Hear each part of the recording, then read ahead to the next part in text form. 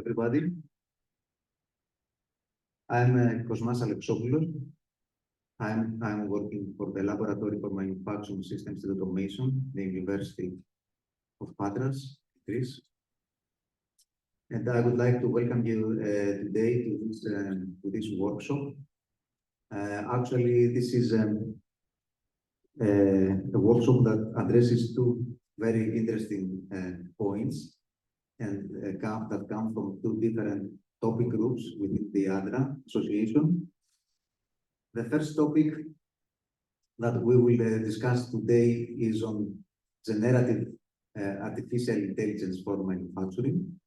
And this discussion will be led by me. And the second topic of today is on digital twin for automation. And this topic will be presented later on from our colleagues Iria from CTAG. Iria and Gema from CTAG. So in short, just to give you an outline how that will work, there will be, for each of the topic, there will be a presentation just to give some information, just to set the scene. And then we have prepared a number of questions to motivate the discussion. These questions will be available through Slido, so also for the participants here in the room can provide their feedback online, and also from the colleagues that are remotely can participate in our discussion through Slido, and of course they have the chance to ask questions live. This will go on for the generative AI and also for the digital twin. Now let's start with the presentation. First presentation is on generative AI for manufacturing technical group. This technical group is active in Adra. It is three members that are chairing this group. It's me, it's my colleague Sotiris Makris, also from Galines, and it's also Mustafiz Rahman, who is not here with us today, but he's in the event, but he had to chair another parallel session. But you can find Mustafiz in the break. And this is an open technical group. We already have a number of participants, a number of partners following the activities, but everybody is welcome to join the group. You may register to the mailing list or you may send me an email. A few words for the organization I work for. It's a laboratory for manufacturing systems and automation. We are mainly working on research in the field of manufacturing, mainly through European research projects. We're about 120 people, researchers in different fields and different levels of seniority. We have worked in more than 180 projects over the years, and of course organizing conferences and have a big track record in the literature. Now, just to give an example, what we are one application, one way to see how generative AI can be useful in the manufacturing domain. And one way that helps us to depict, at least as a first impression, is to see how LLMs, well know of course now what LLM is, can contribute in the so-called human-robot collaboration. Here we have an example case of using large language models for working together with a human in an assembly process. Here is we will see a video that explains how the collaboration is being performed. On the one side, it's the operator.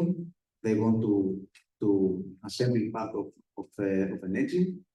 And some of the tasks are undertaken by the human, other tasks are undertaken by the automation equipment, of course, with the help of the collaborative robot. And we will see how this interaction evolves. And then we will also see some technical aspects. If you may start playing the video, please.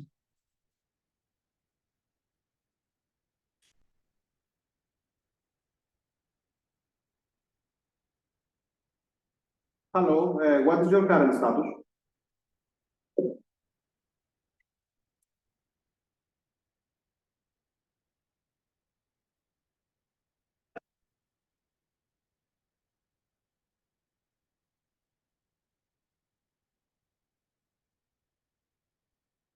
Hello, I am currently in the process of assembling the engine. I have not yet started the task of bringing the inverter on top of the engine base.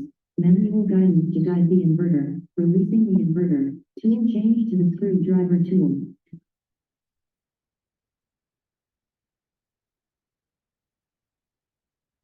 Okay, can you do the first one?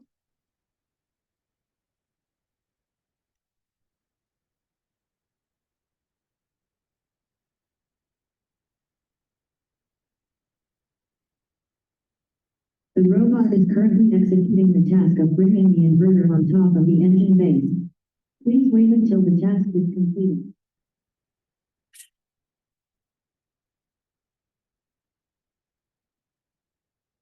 Okay, what should I do now?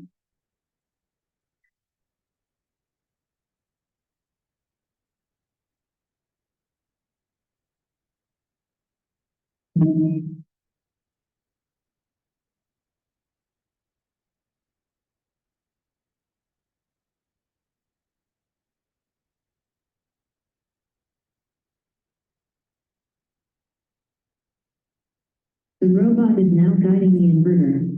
Please follow the robot's instructions to complete the task.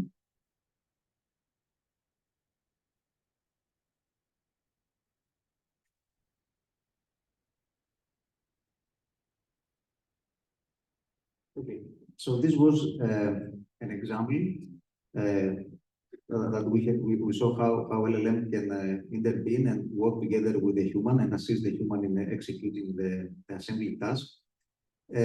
However, even in this seemingly simple example of this technology, we can have it helps us to see and dive into more interesting parts and aspects when it comes to applying generative AI technology in such applications like the automation or the assembly application that we saw before. Hello, what is your...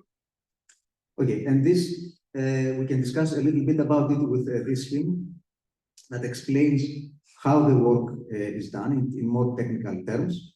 Then we have here three parts.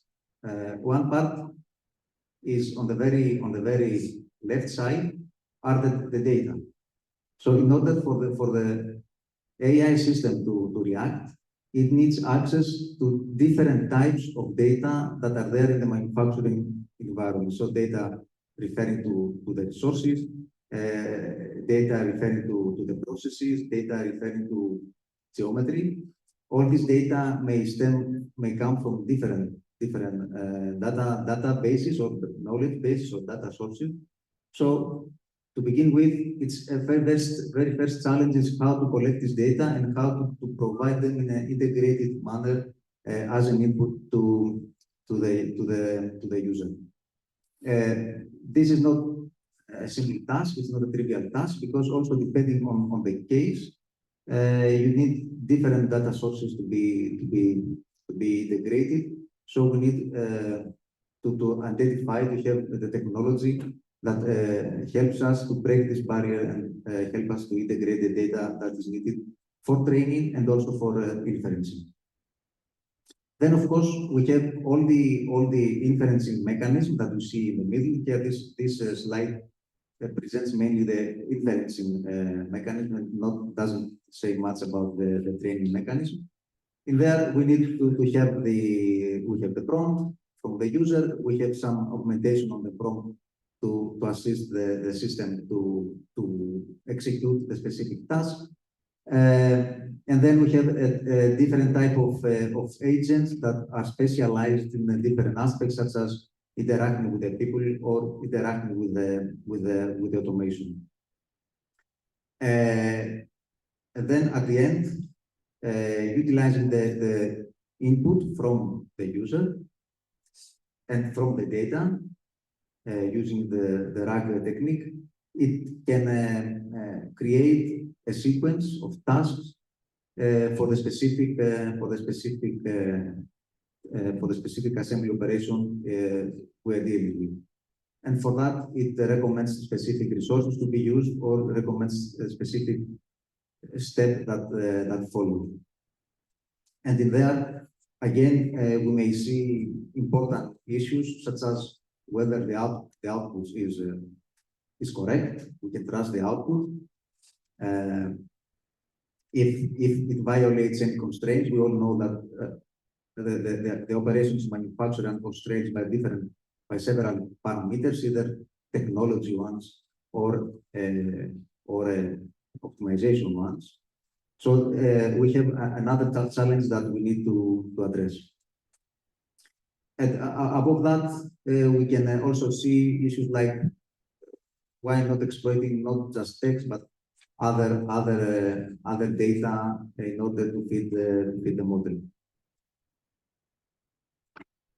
So this gives us already some challenges that are there, like of course the system does not have the full context, is not aware of the full context, is actually limited to the context window we provide to the system, and this has some implications on the range of tasks that the system the AI system can perform. Real time is an issue, of course.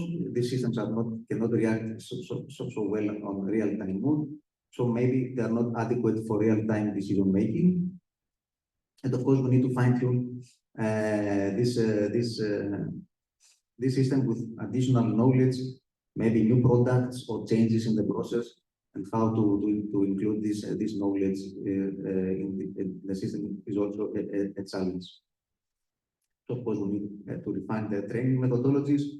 Multimodality is also needed in order to increase the context awareness, and also be able to learn from experience working the task. So that is to give a little bit on the technical basis, and maybe this helps us with the discussion that we want to have later on in this round, this group. I would very quickly talk also about the AIMNet. AIMNet is a network of partners. You see here some logos, some partners that are on board on the AIMNet network. AIMNet stands for AI for Manufacturing Network. So it's a network of partners working exactly on this topic, AI for manufacturing. Of course, one aspect is generative AI, but it's also other, let's say, more traditional aspects, deep learning, machine learning, other technologies that we are also discussing in this group.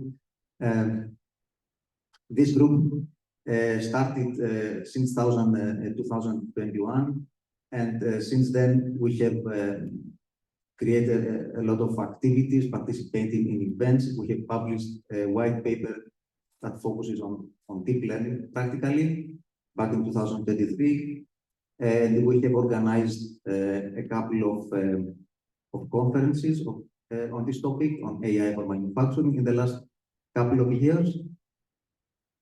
We have followed also the Adra events, Adra forum events in the last couple of years, and also we are now preparing, and we aim to publish within March a white paper that focuses explicitly on generative AI for manufacturing. So this is an activity of the AIMNet group. In the meantime, we have executed several workshops. We have had several workshops on topics like frugal AI, generative AI for product design or for human-robot collaboration, etc.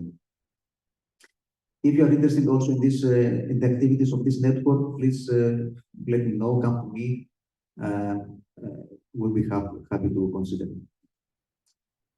Now let's move on to the discussion session. So I hope I gave some basis for some discussions here in this session.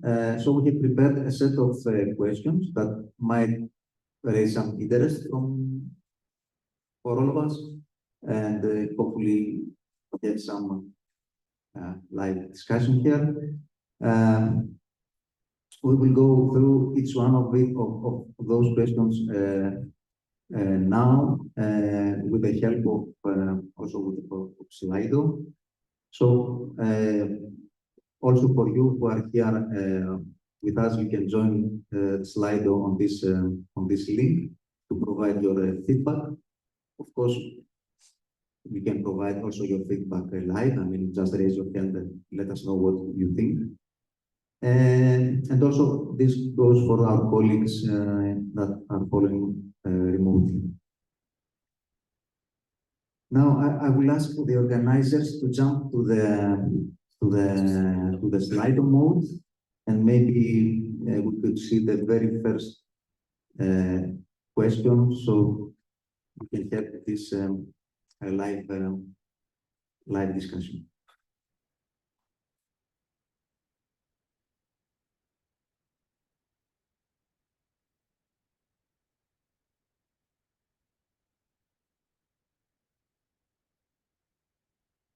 Okay, thank you. Already we have some anonymous typing. First question is, what are the current trends in GenAI in the context of being relevant to manufacturing applications? So, of course, we all know about, we discussed about multimodal systems and also LLMs, but is it anything more than that? I already see here some ideas. Of course, some of them are known, like retrieval augmented generation, GenAI for time series optimization. I would like to stay a little bit on that. Indeed, GenAI for time series forecasting and analysis has shown great potential, and indeed also my own view could help on that. So this could be part of some foundational model, of course, for in manufacturing area. I don't know if anyone from you, the participants here, would like to stress on some technology, to highlight some technology, and also help us explain why you see it relevant for our application. So question is, trends from technology point of view that you see relevant for applications, GenAI applications in the manufacturing field. I don't know if there is some brave gentleman or lady to help us here. Mike.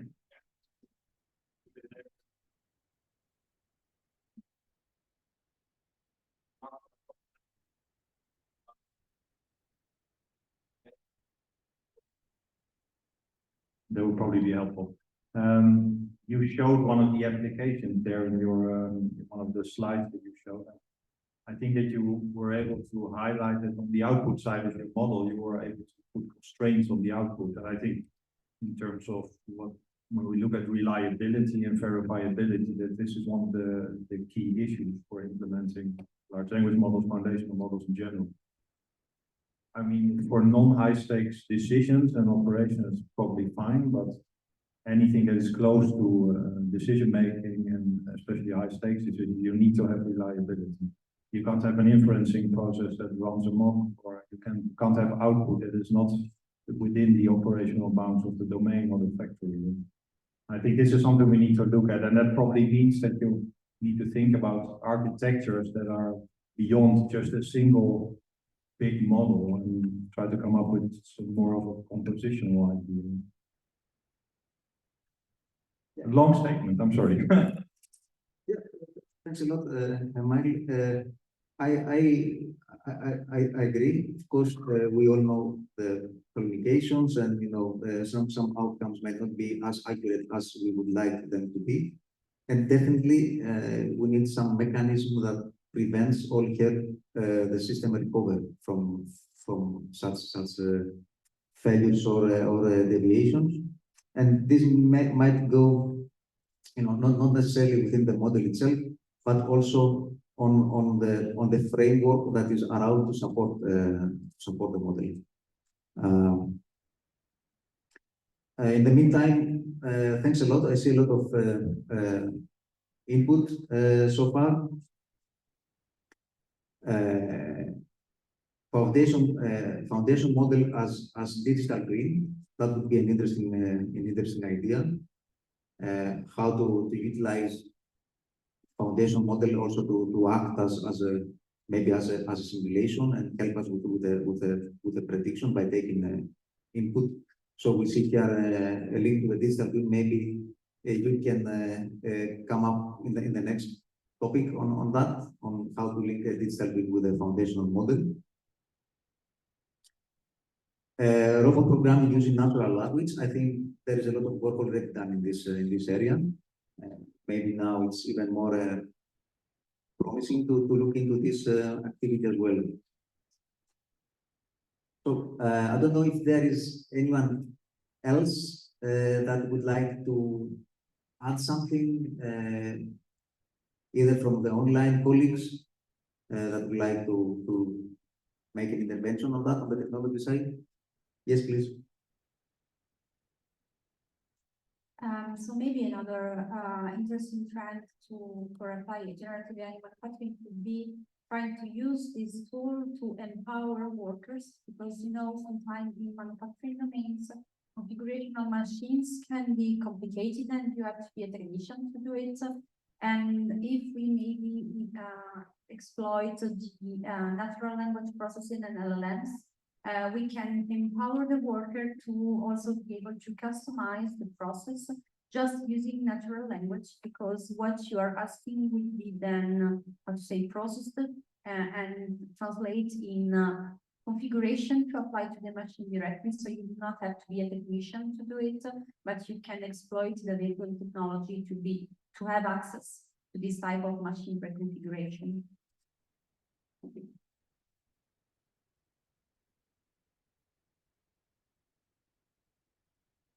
Yeah, I agree, and this gives me some good, opportunity to take it to the next question, please, which is more on close what you just mentioned. So, what do we expect the benefits? Yeah?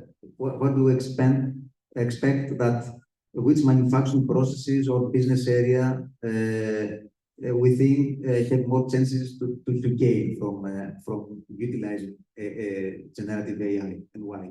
I totally agree that this technology could help the interaction with the machine to ease the complexity of difficult tasks, like with sophisticated machinery. This is definitely one area that GenAI is promising. However, we also need to see the challenges that are there, how to apply that.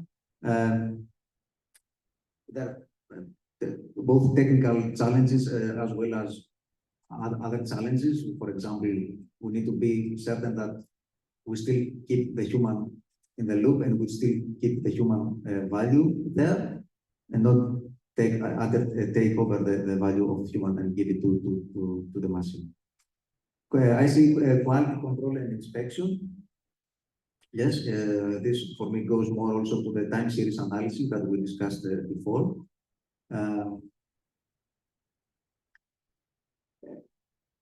One question that I would myself have here is whether we see this technology apply in if we see this hierarchical view of manufacturing systems, starting from the supply chain to the factory to the line, then to the machine, then to the process.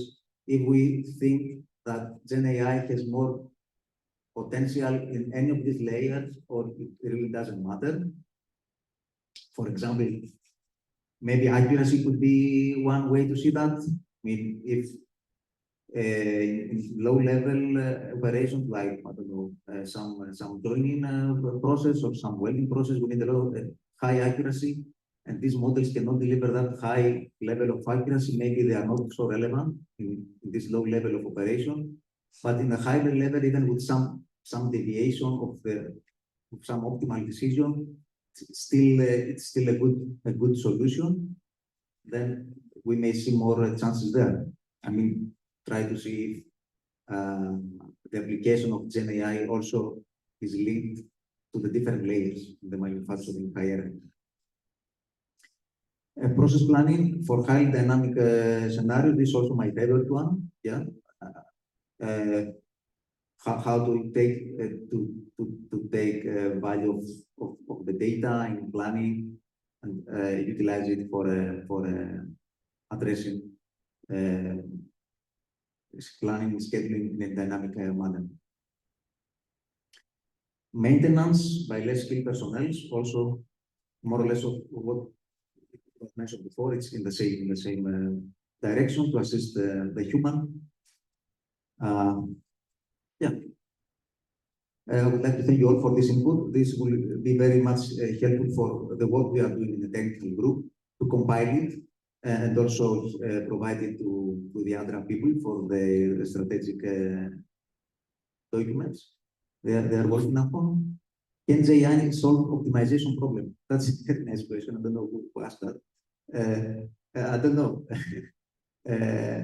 Definitely, if it is hard, with hard constraints, maybe it cannot solve all the constraints. But if we bind it with existing technology, then this could be of something. I'm not sure if they really can do some hard constraint optimization problem, yeah, with the thousands of constraints. I doubt. But in tandem with optimizers, this would work, I believe. Okay, before we go to the next question, if there is anyone from the audience, the colleagues here, to add something, please. So before you was mentioning the different layers, so low level, how they can take advantage of this, but I think also another important aspect to take into account is the high level, so management level. So for example, if you want to exploit decentralized manufacturing, for example, and if you are able to control all the plants you have, then use generative AI could be also a way to facilitate the monitoring of the different plants you have. So make the management team more informed with respect to what is happening and provide them a tool to facilitate the interaction between with the different plants, and also to, make intervention in terms of there is an issue to solve. Having directly access, for example, a chatbot or something else can maybe make it easier to connect the plant directly with the management group. Yeah, I also share this view. I mean, in the top management layer, there's a lot of potential. I totally agree. And also the impact there is very high because decision made in this layer have a high impact in the organization, in the company. However, there are a lot of challenges to integrate information because in this top layer, information sources come from different sides, and how to really infer and do information analysis from this different type of information sources. This is really a challenge that we need to address in the next, in the following, months or years, if we want to be successful on that. Thanks a lot. Thanks a lot for your feedback.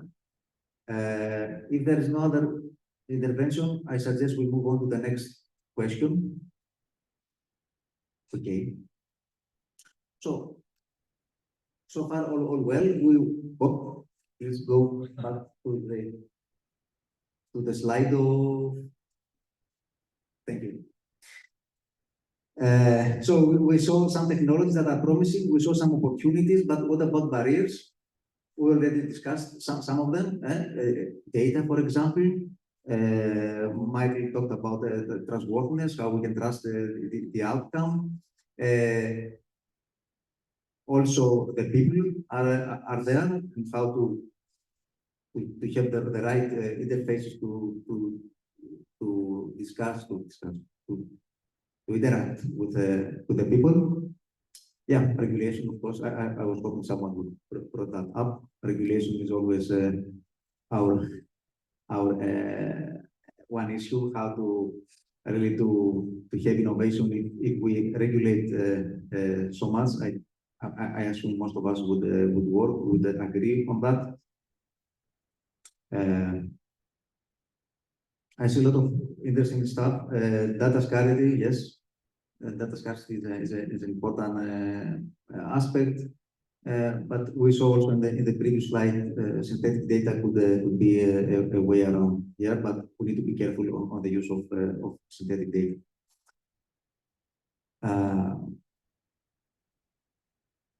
Yeah, decision making for critical safety, yes, and also how to certify processes that are based or kept on the core some AI system, especially with this stochasticity that this such system may have. This is another barrier that could prevent the technology.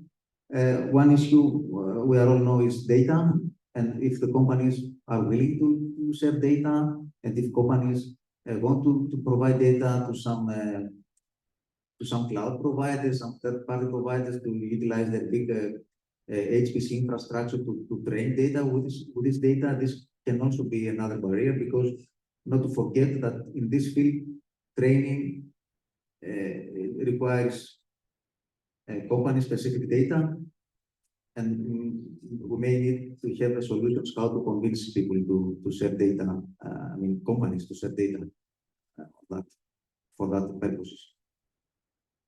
Thanks a lot again for all this nice input. If there is any intervention from the room, please let me know.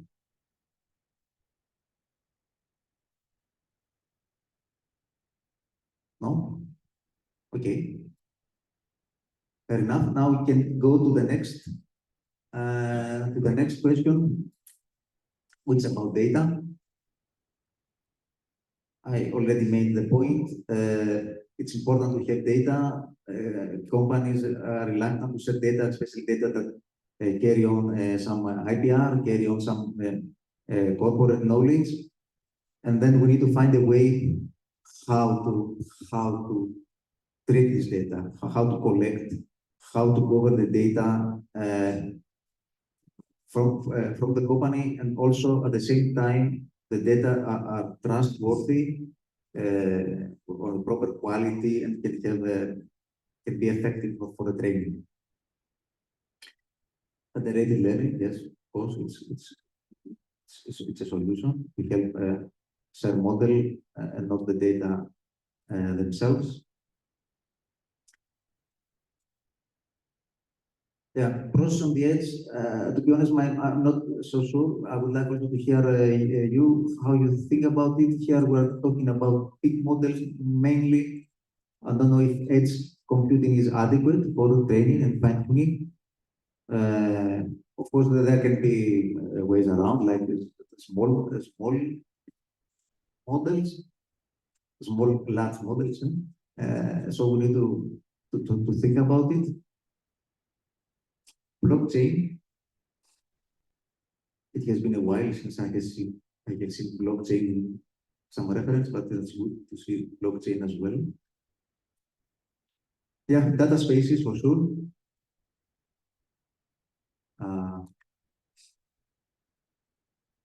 So if there is anyone from the room that would like to share his or her opinion on this topic, because I believe this would be a fundamental issue when we talk about GenAI in this setting, how to get data, treat data, how to get best practices on doing that. That would be very, very interesting to hear. Yes, please. Sorry, I'm bothering you. Thanks a lot. What he was saying about edge computing. I think that I agree with you, not all models can be run on edge, but sometimes for some tools, it would be useful to make it run on premises, so not share the data in the cloud. And so maybe an hybrid solution can be found. So have behind an optimal orchestrator, understand what you have to run, understand how maybe the process you have to run can be split, and then perform an optimal allocation with respect to the infrastructure you have. So maybe send something to the cloud, because if you do reinforcement learning in something you do with a big amount of data, and it's not you have a real-time answer, okay? So you can send data on cloud. But then, for example, for simple output like I have to switch on or off this machine, you can make it run on premises, so use edge computing. So I think that an hybrid solution can be a good way to manage it. And then for sure, when you have to send data on the cloud, we have to take into account how to process them, because as you was mentioning, we have all the issues regarding privacy, trustworthiness, so accuracy of the data. So I think that before sharing send the data to the cloud, we have to define how to process them to guarantee all these aspects. Because basically here you are also collecting data regarding the activities and the workers themselves. So you have some sensitive data that you have to manage. And so we have to establish a protocol to manage them. Yeah. Especially if you think of a specific model that target specific tasks, very targeted tasks, but at the background there is this GenAI technology supporting this. Yeah, I could also see this edge training or inferencing on the edge that could work. But yeah, hybrid. It's definitely the edge to cloud continuum has some space here to help us. Thanks a lot. Anyone else, please? No. Let's see the last participant who is typing. There is a comment. Sorry, please. Hello, thanks. So practical which I've put in the questions. So federated learning was mentioned. So how practically is it implemented to train a very large model? I mean, very large depends on the application, it depends on the type of data. If we're not talking about language data, but more like IoT data. So is there any experience ongoing to train in a federated manner so that data stays at the premises to have a model and train it this. What's the current state here? We have seen federated learning in. I would not say that I have seen that, but it's me with generative AI models or with large models with many parameters. We have seen that working on deep learning models that are not that heavy in terms of knowledge sharing, in terms of number of weights and layers and all this. However, I think that there are solutions that are able compiling input from different models, and this would help this federated learning approach. As I explained, as I at least made my statement before, I think this could work if we focus on some specific tasks and not keep the model so generic in terms of addressing several tasks. And then we can have smaller models, more fine-tuned to specific tasks. And in this case, I don't see why federated learning could be of why not, to put it simply. But yeah, I think this is something to be seen. I mean, how to employ federated learning with larger models the way we see them, we know them from our experience. It's a kind of mixture of models, something like that. Something like mixture of models. Yes, exactly. Yeah.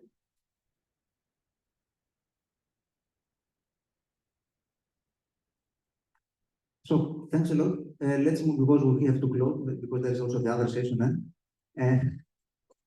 Please, this is not the last one, but one before the end.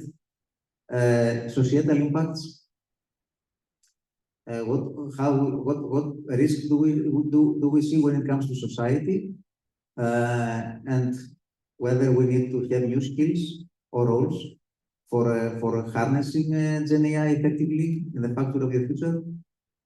Yeah, I think this is a question always posed when new technology is being introduced with a disruption that is expected or is being seen for GenAI. We all know that there are concerns about the use of the technology and how jobs can be misplaced, for example. But at the same time, there are also positive thinking that more jobs will be created because of the increase of productivity. Job transformation, this is a point to consider. Of course, we need to help people gain more or different skills in order to help them work with this technology. So the question would be, how do you consider that? Is it only in terms of regulation? Is it only a matter of data that we use for training? Is it a matter of application area?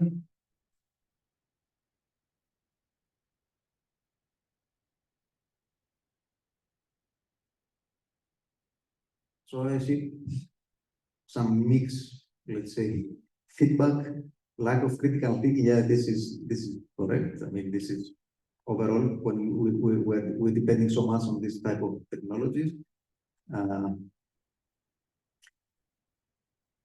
So we need somehow to make sure that we keep also the human in the loop, keep the human active, participate in the process, and not leave the whole stuff to the technology. But what about skills? Do we see any specific type of skill sets that we need to develop? Maybe to have better, I don't know, capabilities in prompting the tools.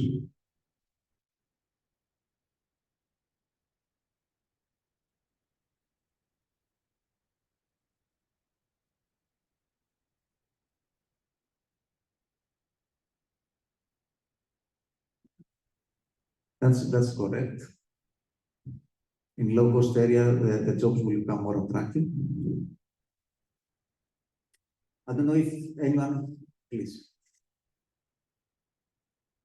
Yeah, so I think that another aspect that we have to take into account, because here we are talking about technologies that can support workers, enhance their capabilities and so on, but we are still human beings. So one aspect that we have to take into account is to not charge too much their mental load, because otherwise we start to have a lot of technology while you are working, preventing you to do an action, for example, that could be dangerous for you. Or if we want to enhance, for example, the efficiency of the production, maybe the introduction of some technology monitoring you while you are doing it, and maybe the technology starts saying, you are not enough productive because you are doing it in this way, meanwhile you have to do it in the other way.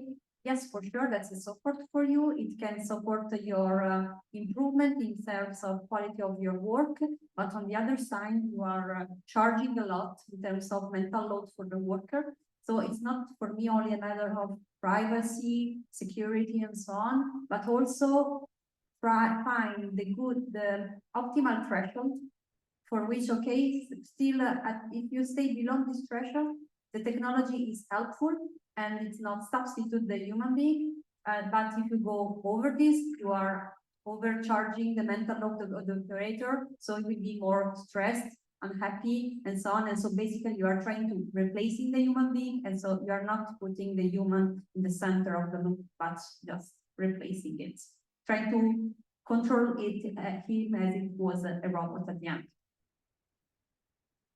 Yeah, and that's why, apart from engineers, we also need people from the social science to help us with this, understanding better the human nature and how to set up this threshold.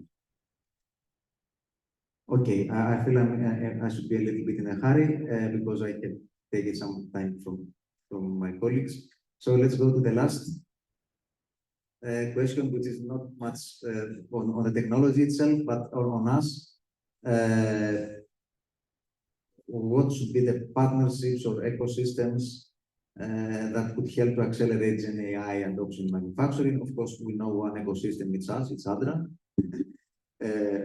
But if we think that there should be also other activities, also I presented before AIMNet, they are focusing on AI for manufacturing. If we think, but it's good to have ecosystem, it's good to have institutions, but maybe we need somehow to see what we are doing in all these different ecosystems, not to have so much overlaps, and try to find a way to collaborate together. Education system, yes, for sure, everything starts from education. Yeah, startups, AI vendors. I think this is must. Venture capital, yes.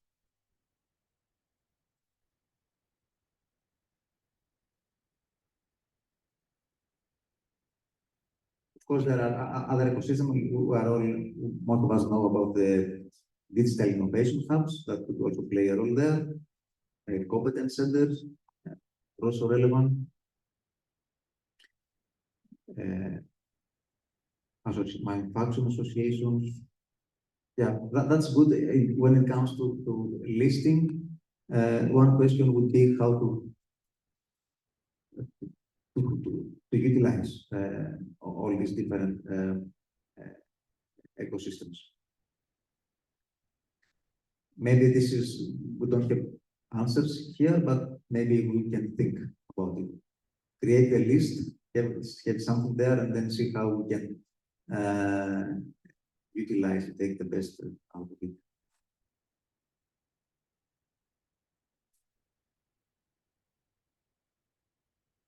Okay. Is there anyone that wants maybe to stress something when it comes to ecosystem building? Mike?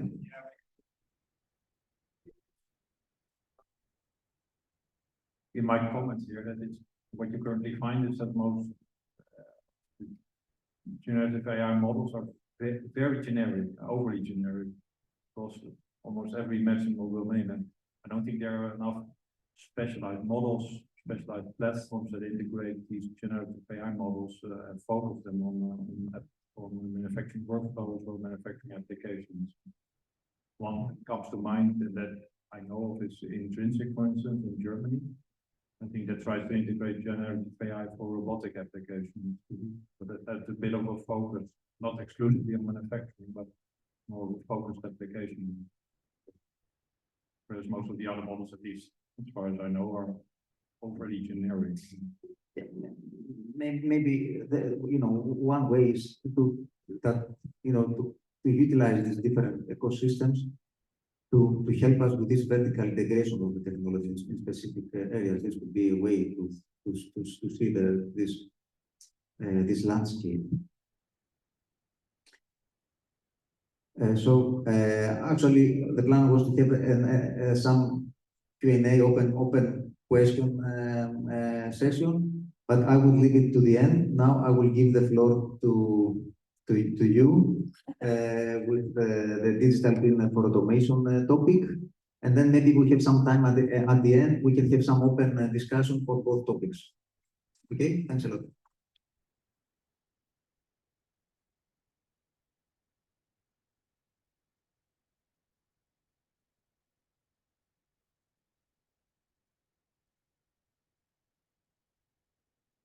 Thank you, Kosmas, for this high energy.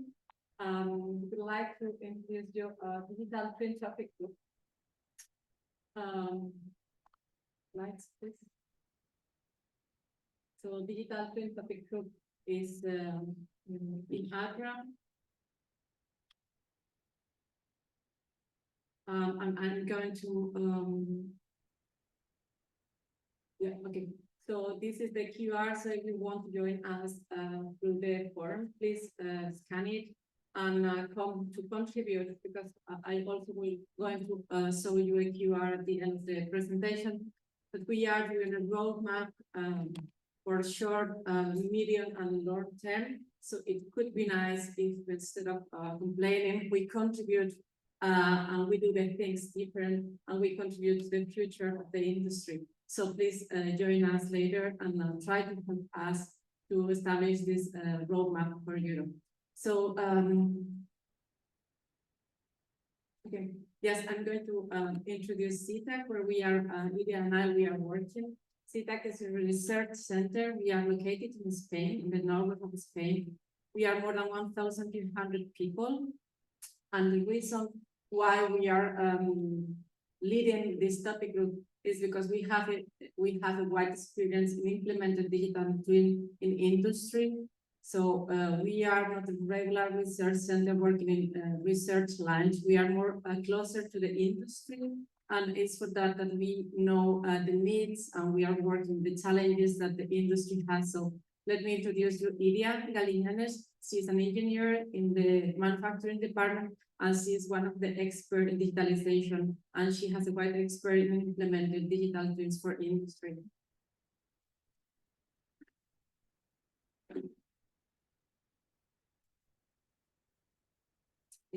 Okay, for me, the first question is, what is a digital twin? The term digital twin has been used in various ways, and it varies depending on the context to use. For some, it simply represents a digital simulation, while for others, it's a dynamic system that interacts with the real world. And for us, this is our definition. The digital twin is a virtual representation of a physical system that optimizes production processes, prefers technological sovereignty, and improves energy efficiency. This application in Europe is a key to reducing cost and technological dependency. And additionally, it's a scalable and easily configurable platform, allowing adaptability to different industries and their needs. Now we go to talk about the market. Okay, now the digital twin market is growing exponentially, and artificial intelligence is playing a crucial role in this implementation across all sectors. Because the digital twin is, I think, a transversal technology. Manufacturing, for example, healthcare and energy companies are adopting this technology to improve their processes and make data-driven decisions. Okay, so what is the first reference to digital twin? Sensitization, digital twins have evolved from static models to dynamic and interconnected systems. And an example of this concept occurred during the Apollo 13 mission, when an explosion in the spacecraft into the Q, and engineers on Earth use an exact replica of the damaged model to simulate conditions and develop solutions that allow astronauts to return safety to the Earth. This event demonstrates the power of simulation and prediction, fundamental principle of the digital twin today. Its history is linked to the Industry 4.0 and the digitalization of industrial processes. Okay, the evolution. The first digital model, and then we have moved from simple simulations to adaptive systems that learn and evolve over time. Today, the digital twin is not only explain and predict, but also to explore and change processes in real time.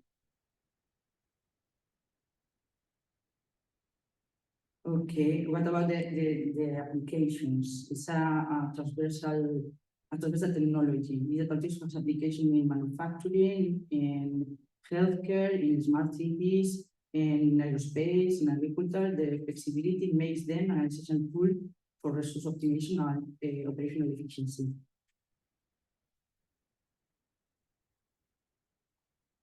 The activity lines, how it works digital twin now. From cost reduction to defect detection, digital twin drive improvement across various sectors. In healthcare, for example, they optimize diagnostics. In construction, they enhance safety, and in energy, they optimize distribution.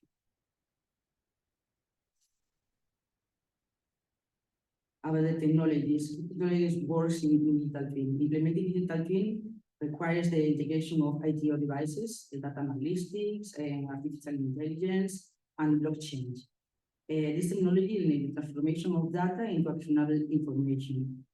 Additional cybersecurity is the key factor ensuring integration with GenAI without compromising data protection.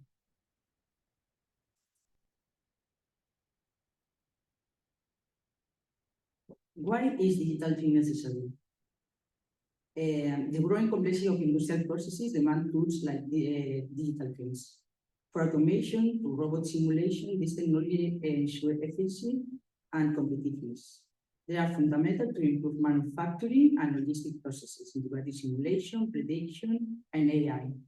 As fewer people work in factories and processes become more complex with integration of automated systems and AI, investments in digital twin will be the key to make more competitive the factory.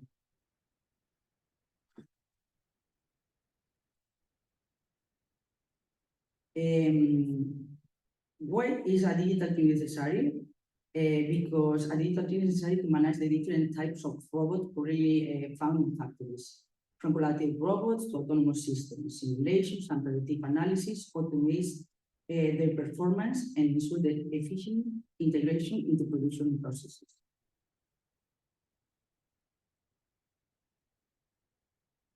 Continue. What is necessary in digital twin? But in case the new applications, the use of digital twins is essential in new applications, and it's, for example, skeletons and training. These tools improve workplace ergonomics and optimize operating training before the implementation of new technologies.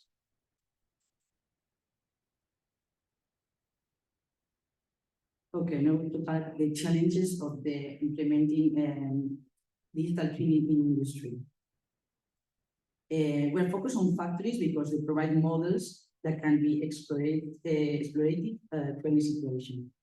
One of the big challenges of digital twin is maintaining the simulation so that converges with the reality and allows the real-time use case.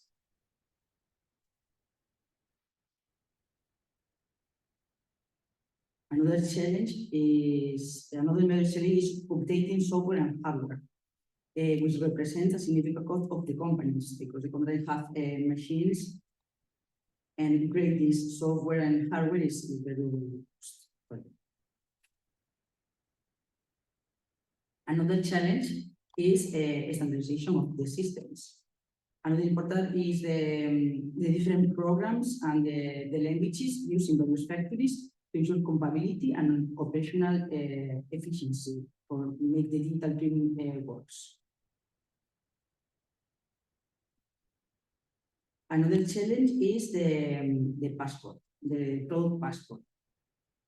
We like the challenge of adapting to the new European directives to 2027 on the digital product passport and the implementation of blockchain to ensure traceability and transparency in the product.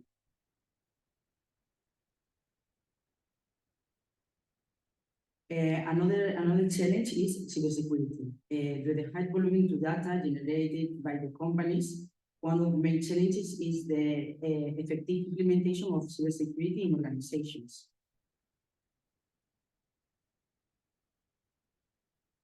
And for complete the presentation, digital twins are more than just a tool. They are a strategic pillar of European competitiveness. Their integration with the AI and cybersecurity will define the future of the industry. Collaborations among the companies, governments, and research centers is essential.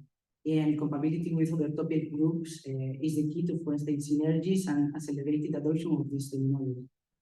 The automation of factories and its exploitation to other sectors, such as urban logistics and building planning, reinforce its importance.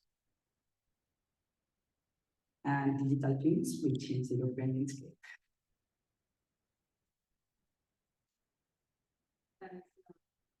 We said before, this is the QR if you want to contribute to the white paper that we are writing. Sorry, this is to contribute to the white paper that we are writing in our topic group. So everybody is invited. to join the topic group, but also to contribute to the roadmap and the white paper. So next, sorry, one. These are the general questions, but we have some slides also, if you can put it.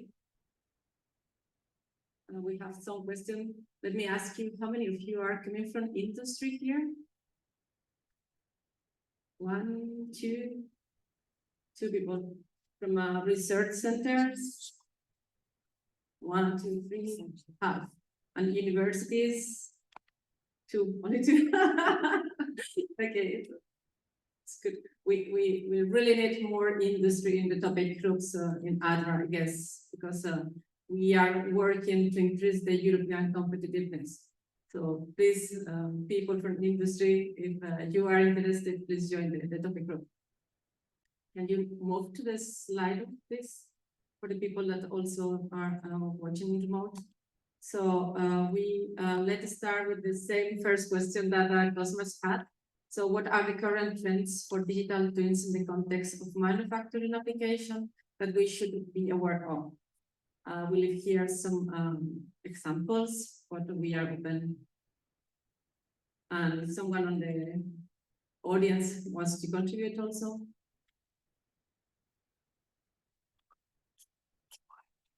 So all questions are related to the presentation that Iria did before, so about the challenges, needs, etc.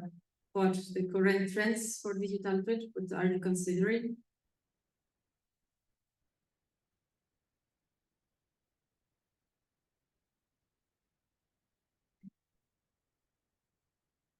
Okay.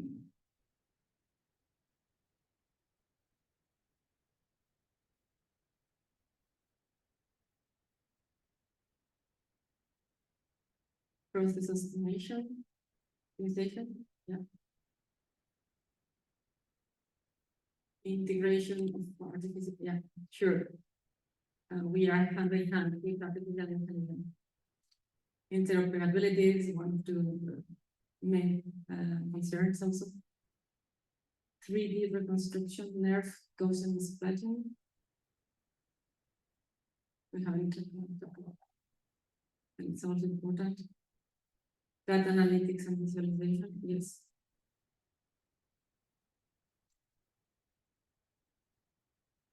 Virtual assistants.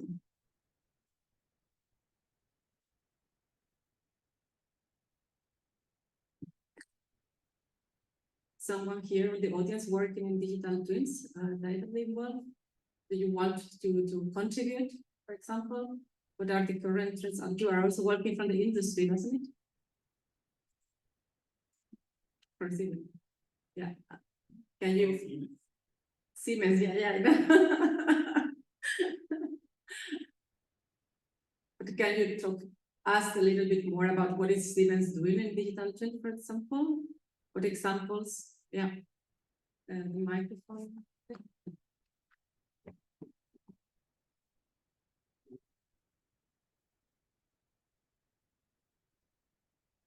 Thank you. So yeah, we're part of Siemens software, basically the branch that's dealing with the software part of it. Our work basically is about, we've been recently, the last years, focusing way too much on digital twins regarding mainly automotive sectors. So that would concern anything that goes from dynamics. So it's like vehicle dynamics, also robots dynamics, but also from environments. So we are working also on Gaussian splatting, on scenario reconstruction. And in one of the latest new projects we're involved in, it's called Solid Air. We're also working a bit on manufacturing. And this is where we are making use of digital twins of the industrial process to produce a certain part, basically, and then use it and exploit it for prediction. So we're kind of mix and matching, but from Siemens itself, we have different basically software that allow us to do physical modeling, thermal modeling, 3D modeling, and also environment modeling. So we have basically a tool for each of those. And we try to combine them based on the different research projects we have. Okay. What do you think about this? Because we're talking about the digital twin topic group. So I mean, what do you think about these topic groups in Adra, for example? Are they useful for you? Do you want to contribute? Or Yeah, definitely. I mean, I took notes to work with the team on that because it's something we're very active on. The use of digital twin and then how to place it well with AI, particularly for the exploration aspect. And then pushing as much as we can from reality towards simulation. So that will be something very relevant for you. So we wait for you on the topic group. Thank you very much. So, anyone else? Not, yeah, sure, please.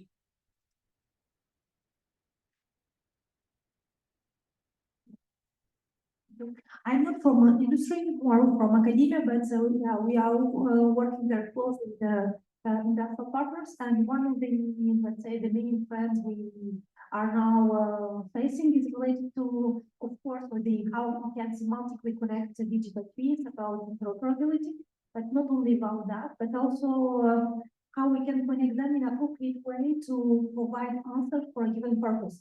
How we need to somehow to align them and connect them based on different granularities of their scope in order to achieve some targets or orchestrate all of them, in a consistent way in terms of purposes, in terms of time granularity, and so on. So, yeah.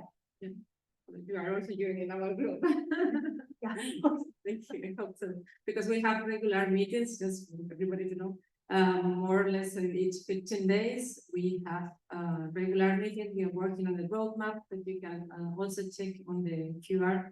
So, but also we discuss the trends of the industry. We try to involve more industry in our topic group. So I think that it could be quite interesting for all of us here. I mean, you have to be interested if you are here. Yeah, of course. Thank you. So next question, please. So what are the key opportunities for digital twin technology in manufacturing? What do you think?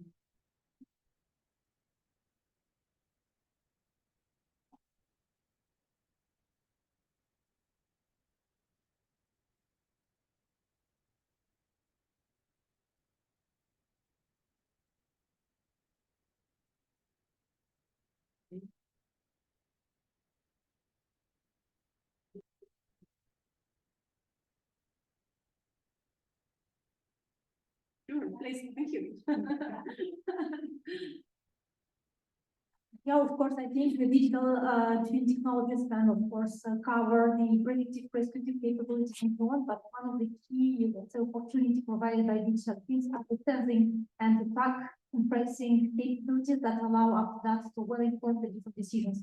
For example, provide support for predictive capabilities, prescriptive, and so on. For example, you in your presentation you also mentioned the DDP and so on. So that is a nice example of how we can track, trace, and get information all across the different key processes and well inform in a distributed way the different factors that may be influenced by the data collected, of course, but in different contexts.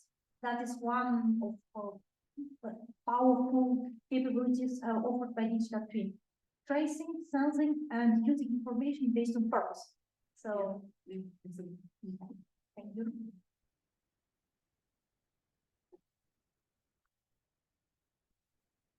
Actually, I see two of these points I want to mention already. One is also in relationship with the AI systems and AI models.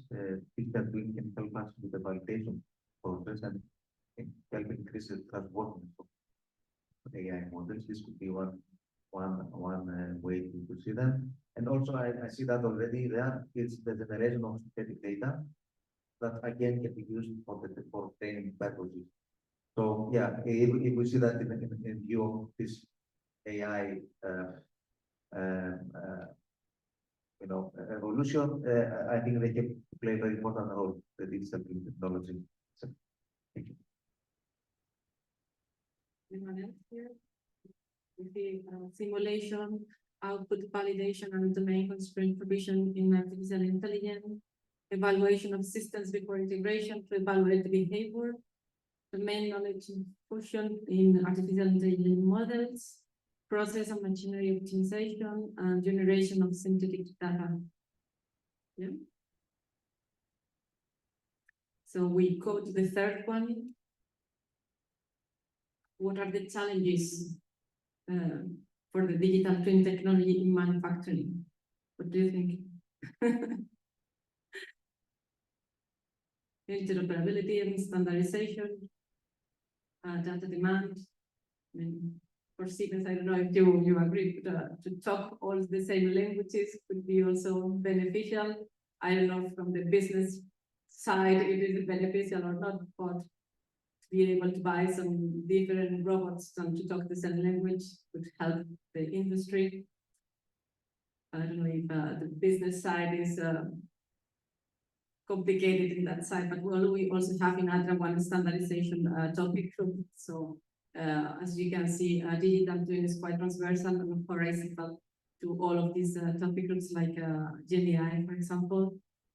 So it's also important to be in contact with the other topic groups. So the diversity is super important, not only for teams, but also for these topic groups. So accuracy, the digital twin. One of the challenges, yeah. And the update of the systems in the industries, as you can have the digital twin, but if the industry is not updating the movements or the changes in the factory floor, it's complicated. So maintenance and the update, yeah. Data availability and accuracy. The link from the digital part to the physical is typically more challenging. I agree. Life cycle management, the digital twin. Great physics. Cybersecurity, super important. Blockchain, super. Lots of sensors, yeah. The price, the sensors, also more being affordable for the industries, I think is also important. Cost of the simulation, yeah, very important to afford the challenge. Yeah. Two more participants typing. Anyone else in the audience wants to talk? No? Return of investment, right? Yeah, super important. It's also for small companies to afford the digital twin, sometimes complicated. Yeah, Siemens. Sorry for the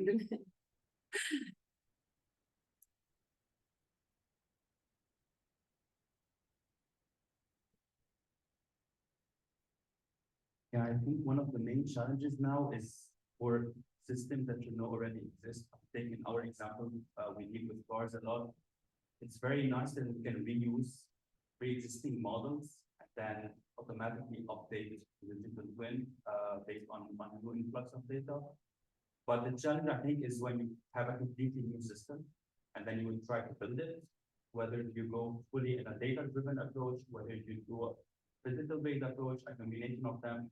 And this is, I think, one of the biggest barriers currently on how to immediately start building it. Because if you go a fully data-driven approach, you lose accuracy, you lose explainability. And then if you go a physics-based approach, you go back to your equation, you go back writing it down, and it might take way more time to simulate than you would have expected. So I think somewhere in between, to be able to pick up data and then know on which block to focus is something that is still missing. Basically, it will be a sort of data analysis, but also it will give you explainability on that component in your simulation is the missing part in your digital twin, and not rather just look at digital twin as a big assembly, but rather really focusing on the particular areas out of it that might be less accurate than others.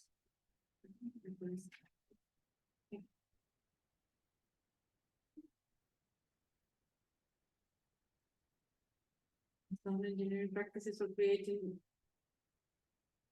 and developing digital twins. Okay. So we can go to the last one. After that one, I invite Kosmas also to come here if you want. So what are the barriers and risks of the digital twin in manufacturing?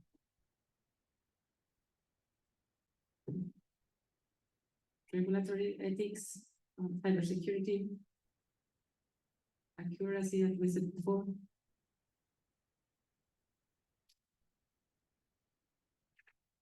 What do you think?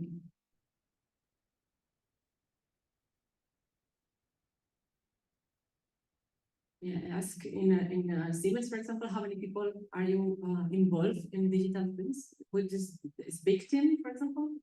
Yeah. It's a very big team, yes. Some of them use it without actually also knowing it.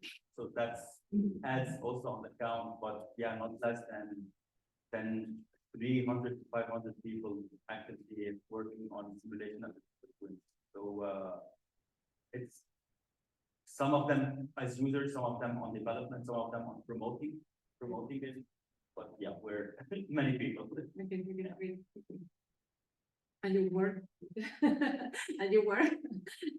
by hand with the different institutions, universities, or research centers, and so on. Yeah, You have the input of different stakeholders. indeed. So for us, we still, I mean, I'm part of our research team. And then stakeholders, we also have our commercial part of Siemens, which always tries to promote the efficiency of testing through digital twins. So this is where it appears as in the verification and validation cycle, how it can contribute. But also we're very, very active in research projects, and this is our main, basically business activity, or main activities basically going on. So with universities, with research centers, and also within new projects, such as the one that I mentioned before. So it's one of our goals also, now that you are mentioning the research projects, for example, from this topic group, Digital Twin, is to promote European projects for going together, no? Like joining forces. So if someone is interested, just also contact us if you want to participate in the European projects, because we are probably going to lead one of the topics. They will be launched in April. So if industries are welcome, but also the partners like university research center are also welcome from Adra to join forces and work together. So let me read the last one. So the barriers, maintenance, and digital twin systems. Yes. Costly systems, super. Yeah. Foundational models. Yeah. Extreme cost of forestry is completely. 9 barriers from change to twin. Yeah. In the European project. Yeah. Thank you. No more. Hi. Anyone? Yeah. Yeah, I have a question. There has been mentioned several times the foundation models that usually large amounts of data, and with digital twins in industry that most of the process, and usually you apply patents, it is protected. You know, your process is yours. You don't want to share your know-how with other people. I don't see the relation on how can we do foundation models and at the same time trying to protect all the information from our own company, because in order to be a foundation model, we need lots of data, and I don't see companies wanting to give their know-how to the rest of the world. Yes. It's a tricky question. I don't know if someone has an answer. Iria, you want The problem is that are very, especially able to compact knowledge and that is a very problem. But I think no give all the data, all the necessary data to make change. So I don't. It's a very tricky. But I think with the time and people who make their digital twin with new technology and that technology in their factory, I think is more easy.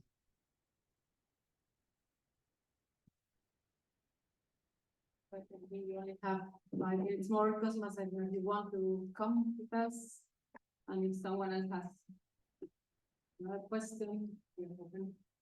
But we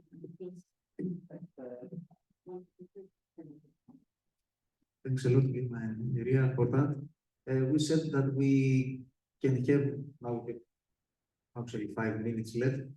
If there are any open questions from you, from the audience, maybe you want to bring forward some point that was not mentioned in any of the slides or of the questions, that will be the chance to do so. So the floor is now more on you. Yes, please. My question goes in the direction of omniverse and metaverse, and as far as I know, Siemens is also very much active in this area.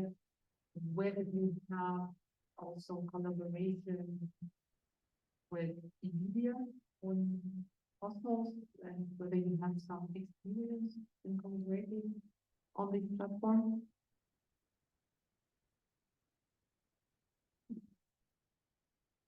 I personally do not. I've been following the story. I know that we have the collaboration with for Omniverse.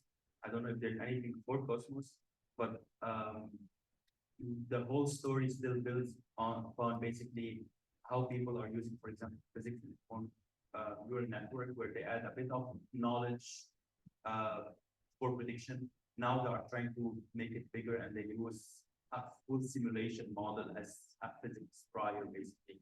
So whether it's Omniverse or other simulation software, this is how the collaboration is going on with NVIDIA and other partners. So kind of, yeah, using any of those simulation software that we have as the prior, as do not try to predict from scratch, just try to make use of this one originally and add a bit of errors from the data. This is how basically the collaborations are going on.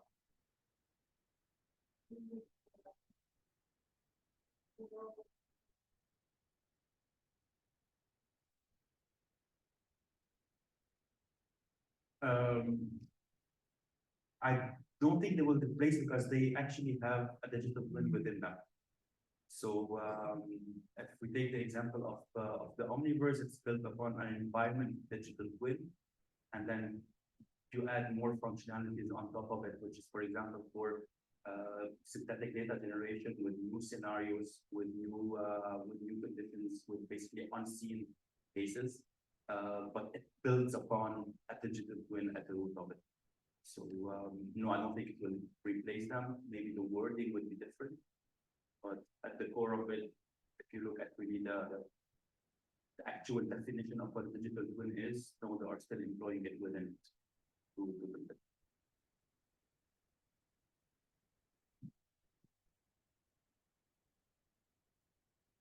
Thank you. Don't know if there is is. It's a question reflection, but I think for both. So we are saying that we want that the operators and so accept these technologies, right? And one way for sure that they accept the technology is that the technology is useful for them. And one way to do this is that this technology is very, very personalized to them. So because then they see that they have a good peer in the artificial system, whether it is a software or a robot maybe.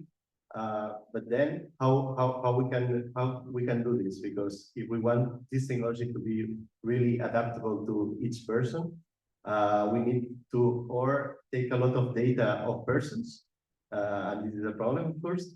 But also, or we need to really simulate very, very well persons with digital twins, which again requires tons of data. So this is a challenge. I don't know if you have some ideas of how to address this. First, if I see from the GenAI manufacturing point of view, I would say the challenge there, at least for me, is more on the organization level and less on the employee or the person itself on the individual. But although in this perspective, I mean, looking on the organization and on the individual, the challenges you mentioned are still pertinent, are still there.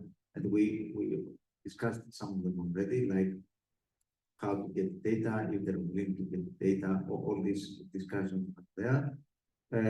What we can do is to try to ease some of the barriers, like make integration of these systems more efficient in such complex manufacturing environments. So try to ease the integration step.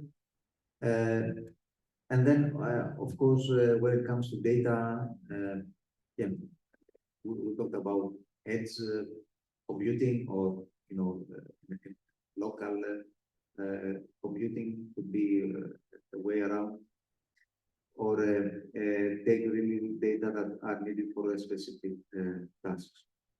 Yeah, we need to work on that. I mean, I don't get an answer. Definitely answer. If you have any. For me, the same situation, the companies are not the technology starts in the factories now. That technology is not created, the technology is on the sensor, and the factories are not sensorized for make a big digital twin, a really digital twin. And I think factories have a lot of data, and I think don't use this data for nothing now. I think this data is better to make a digital twin and make the maintenance, the predictive systems is very important.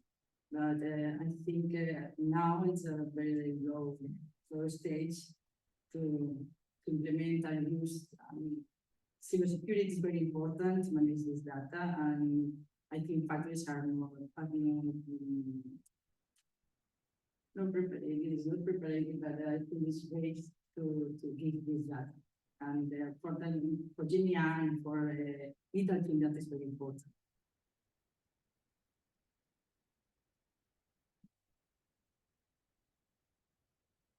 Okay, it looks like we can continue on. I don't see anyone that wants to continue with another session. So if there are any, I mean, so if there are any further questions that you want to bring forward, please feel free. No? Okay, so I think that was it. Feel free to contact us, me and colleagues Gema and Iria from CTAG. And yeah, thank you all for being here today. Thank you for your input at the very interesting conversation.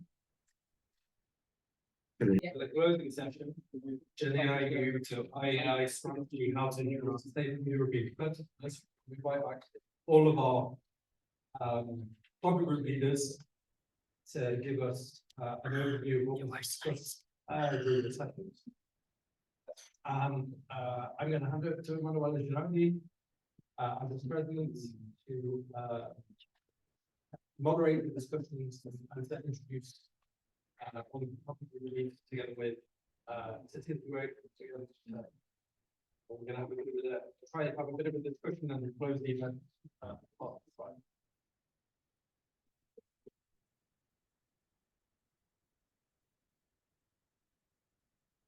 Okay, thank you everybody, and thank you for being here. And now it's 4 p.m. You had a very intense day. It was very interesting.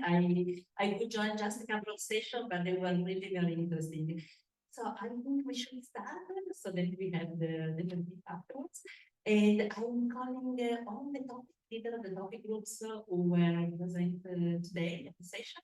If you can join me on the stage. There are, it should be 8, so there are 8, 6, 9 seats, and people can have 2 people, otherwise we are standing 6. And then, of course, I'm calling Cecile Huet, the head unit of the Robotics and AI.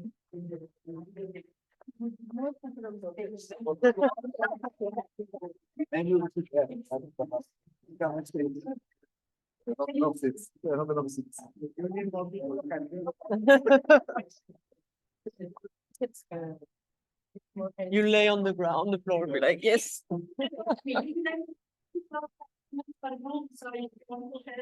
Okay. Fine. There are lots of people. Yeah, it's more than 8 people. Yes.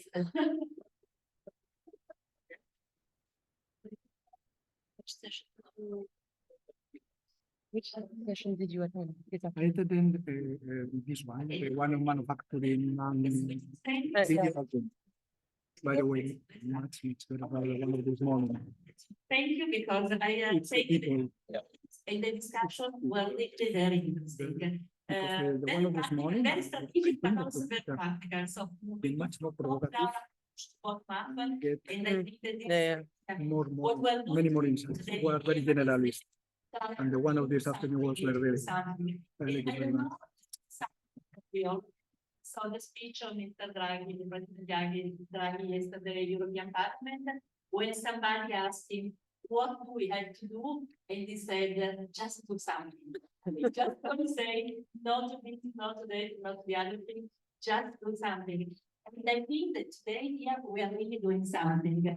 And last week I was at the IFM Summit in Paris. There was really a very exciting mood because I mean, like Cecile this morning, she presented you Invest AI for Europe and all the new initiatives that will be developed in the next months and year. And I have the feeling that this is a fantastic moment for Europe because finally, I mean, we have all the ingredients, we just need to put them together and really to do things because this is the right moment. Maybe it's already a little late, but this is the moment to do things. And there is really this exciting mode that I think, I mean, just to cite the CEO of AMD, the American company called Silo, that she said, I've been working in AI for 40 years, and this is the most exciting moment I'm living here. And I really want to, I mean, to share with you also this enthusiasm because I think that we are the people who can really do something and we also have the responsibility to do it. And from what I saw today in the discussion in the topic groups, we're really doing it. So I really want to thank you first for your commitment and for all the activities that you're developing within Adra. And we feel this responsibility in Adra of really doing things and really taking the responsibility of coordinating all the different initiatives that are happening in AI, data, and robotics in Europe. So I think I will start with, I don't know if Cecile, you want to add something? Or if we, first we start listening to all the activities that have been developed today. So we have 8 topic groups here today. In Adra, we have 15 topic groups. I think that it was very interesting really to see how the different stakeholders work together. In some group, we're a little bit unbalanced, so we're more research than industry, so we need to engage more industry members in the discussion. But I think that really bringing together different stakeholders, the European Commission on one side, industry member, research member, and we're also working, engaging member states, is really the key to success to develop and execute activities and strategies. So I think I will start, I have here the first topic group is the agriculture. And to each topic group, so it's Karen, to each topic group, I would ask you if you can briefly tell us what did you discuss? So what is really the core of the topic group activities? Which one were the key highlights from the discussion today? And if you can tell us which one are the next step also for the people who want to be further engaged in the activities of the topic group. Okay, so we had approximately 20 people in our discussion, and I think that the most exciting discussion was the generic AI versus AI. Well, there were a lot of discussion. What is generic AI? What is AI? Then in agriculture, there is a huge number of AI solution which could be in some way used, but the question is what is generic AI? We discussed some things like image recognition, other things. There were discussed the possibility to integrate these things into the multimodal or multi-agent solution, and this was one of the other topic was discussion about the involvement of stakeholders. Yeah, that it's important to have a real all stakeholders, agriculture sector, farmers and other in the discussion, because it seems that their involvement is important, but also there is food industry and other. We discussed that in the past, the number of projects was not okay. Then there were results, but never the results were came to the application. And also, there were some comments about the changes in the scale of European projects. That the European projects are bigger and bigger, and it is in some way limiting possibility to access new commerce into this project, because if you are not well known in the game, probably you will have no chance to be part of the project with 15 million. So there will be probably good to have some more small chances to start with new things. And of course, last thing was that we need some trust about artificial intelligence, and that people need to be trusted that there is a question of the using of the data and other. There were also in some way discussion between the people who are more on the side of the classical, to be AI models and the robotics, because there are in some way a little different view of the people of the robotics that people who are willing to be more generic AI and or AI. But we discuss also the possibility to solve the things on the edge. Okay, thanks. And the next step? Next step, I mentioned with the commission two calls which will be in the class 6, which probably could be interesting. And also there are discussed that is necessary to make some comments for the commission for 26-27. Although we plan to continue with activity which we already start, where Adra start cooperation with other organizations, Iria, OTC, because all this group has their own agriculture focus group, and that we need to put the voice together and to not have very consistent language, so that we will continue in the discussion. Yes, there is some of the number of things, because there is now this European agriculture data initiative and other synergy days and other things, and that we need to put the people who are dealing with agriculture together. We already start from the last year to organize some informal meeting, but although we plan to have a chance to meet us on the meeting of the organization like was the Adra, probably there will be in May, meeting of the Iria, and to meet people and to go with same voice. Thank you. I think that it's really important that we work together, we avoid overlapping of resources of activities, but we really work together, especially with our founding association like BDDA. So thank you very much for your work. Okay, I will go now to smart urban places and mobility. Margaret? Yeah, thank you very much.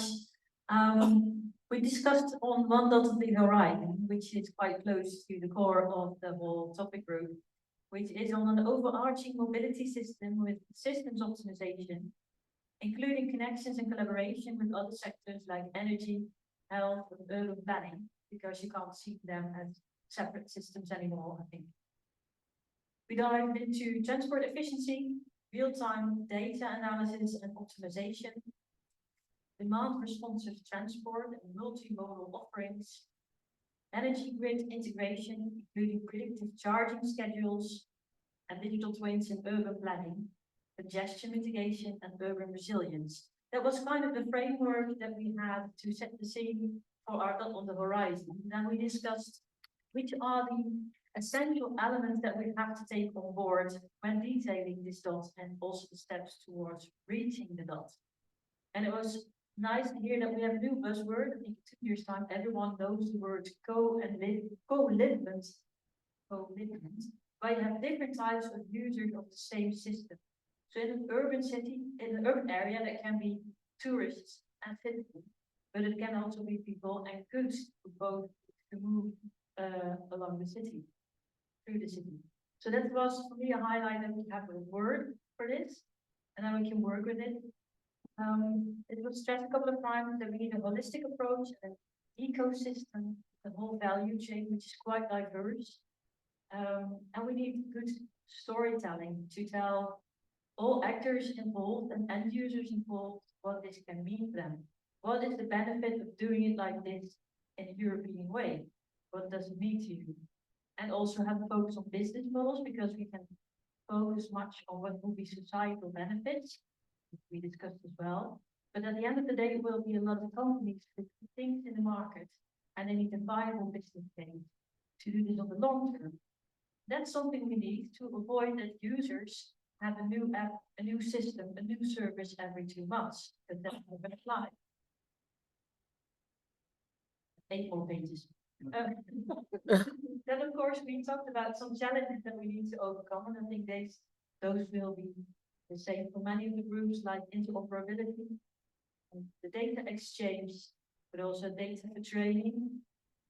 But we also discussed more city-focused things, like we also need a cross-border approach, so across the border from city to another city or to rural area, cross-border from one country to another, which is important as international traveler. On the other hand, we also need decentralized decision-making at an urban level, which is important for local authorities to have power of their own mobility system. And of course, that's something that we need to integrate a bit more further, is the societal benefits of what we do. Why bother is what we need. And then it was for me another highlight, the anti-fragility. So not just to do climate adaptation, but be smarter and make things better with the things that we do, with tools, with the planning and the optimization that we have. And that leads also to the next step. We gathered a lot of information, a lot of inputs, and several of the members of the group had received the slides on beforehand, because I shared them with the members of the top group. Some will enlist these days, I hope, and then next week I will share the slides again and do some iterations with the core team and with also the whole top group team to make this more specific and include all those nice buzzwords into some actions. Thank you. Thank you. And there is the next step? Well, it is just sharing the material and iterate towards more specific and clearer results. Thanks. And I think that it is important for all the topic groups, because especially if we want to engage more industry members in the discussion, it is important to have a sort of, I don't know, a draft short document that we can share with our members or with potential members who are interested in participating in the. Thank you. Thank you. So let's go to the next one, innovation deployment at the Ida. Indeed, innovation uptake and deployment of AI, data robotics technology. That's the name of the topic. Yeah, focusing on 2 kinds of approaches. Bottom-up approach, what's going on in regions, what's going on in the countries, what is inspiring, what are inspiring examples, takeaways from them for the best cases, and maybe develop the next case. That's one of the topics we were discussing. Another approach is top-down. What kind of instruments, innovation instruments, are available at the European level? Then I'm talking about the EDI, the European Digital Innovation Hubs, the TEFs, all the EICs, that kind of instruments. How that's the domain of us. And it means that we are talking about standing up with your ID, starting up with your company, scaling up your company to a larger scale. That's the whole process. And how do we develop this kind of ecosystems where it's really about soft landing places for IDs and soft landing places for companies, also for companies from abroad. That's the topic. That's what we discussed. That also means focus on investment, actually to funding, where to find the right investors. It's about the right entrepreneurial mindset. That was the topic we discussed. It's clear that we as a topic group, we are focusing on the more generic instruments. So that means generic for innovation in general, but also typical instruments for AI. Where is AI? Where are the needs of AI different from the need from innovation instruments for robotics or for data? That's one element, and that's where we are focusing on. But at the same time, there are topic groups focusing more on the application side, for example, healthcare, culture, or the manufacturing domain. So where do we touch each other? How can we support each other? How can we empower each other? And that's clear. We are focusing more on the generic side, and they are focusing really on the needs and also the ecosystems and innovation needs in that specific domain. That was a little bit the discussion. And at the end, we had another nice discussion. It was short, brief, too short. The time was there, but over. That was how can we, as a topic group, support Adra, basically SRILA, the Strategic Research and Innovation Agenda. How can we come up with a kind of white paper that can, with advices, suggestions, ideas, to support Adra in their advice to the Commission or for the FP10 and things like that. So that's something we will follow up in the upcoming period of time. The white paper with advice and suggestions, ideas to support Adra, and at the same time, how to work together with the other topic groups where we have a joint, we can create a win-win situation and we do it in the right way and we focus each on our strengths. That's a little bit. Thank you. I participated in the discussion. It was very interesting, very to the point. I mean, strategic but very practical at the same time. So thank you for your input. And the other part was just for the ecosystem mapping and information repository. So we were together on this session because we believe there is way of cross-fertilizing each other. So when it comes for the ecosystem mapping topic group, the objective of the session was actually to present what we have been doing so far and what is the next step. So that's going to be answering your question immediately. So first, on the ecosystem mapping, the reasoning is if we want to have innovation, if we want to support innovations, competitiveness, and digital sovereignty, we need to think in terms of ecosystem at European level. And to be able to do that, we need to know what the ecosystem looks like. Now, the fundamental issue is that we do not want to have divergent mappings because several mappings are existing. So we want to avoid the divergence into this. And we strongly believe that Adra should be the driver's seat for having this kind of system mapping. So we presented the work that we've done so far. The topic group was launched last November officially. It's built on previous work, so representing the previous work, which is at the moment really research oriented, we have to be honest with that, and also AI. So we discussed about how we can expand just see the work, and that's part of our next step toward the other aspect of ADR, but also how to go more toward industry. Here there have been a lot of reactions from the audience regarding just what's going on with deploy AI and how to have a sustainable mapping so that we do not repeat the advance.